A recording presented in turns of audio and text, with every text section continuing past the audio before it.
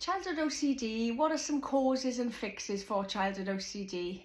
Well, from my experience, it was caused by a number of factors when my daughter developed OCD, including the fact that I had OCD traits myself and behaviours, and they do say it can be passed on through the genes. Again, that's still sort of debatable, but there is question that it could pass through the genes. But if it's not passed through the genes, it can certainly be passed in, from my experience, from learned behaviour. So what do I mean by this? Well, for example, when my children were young, it wasn't uncommon for me to say to them, oh, can you go and check I've switched the straighteners off? Or can you check that I've locked the door properly? And what you're doing then is inadvertently passing on OCD behaviours to them as a way of calming anxiety.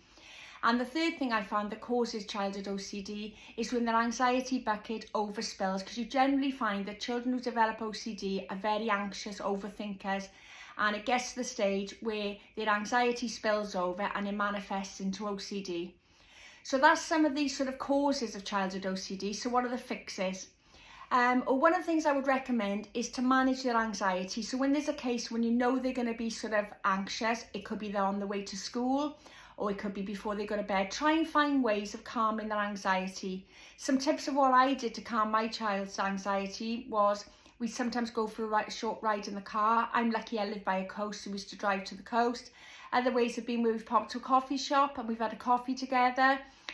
Or it can be something as simple as creating a special playlist for those times when they're anxious. Like, we very often had our own playlist on the way to school. And we used to have a special song then. We'd finish off our playlist and we'd all sing it together. And it's very good at lifting their anxiety, but more importantly, is sort of calming down those intrusive thoughts so they don't develop into the ensuing compulsions. So that's one fix, is to manage their anxiety. The second fix then is to do ERP therapy, which is exposure response prevention therapy, which involves doing the opposite of what OCD wants. It's painful, it can be painfully slow, and it can often require taking medication along ERP therapy. From my experience though, ERP therapy is what works best in helping children to manage OCD symptoms so they can then continue a normal life, so you as a parent can continue a normal life as well.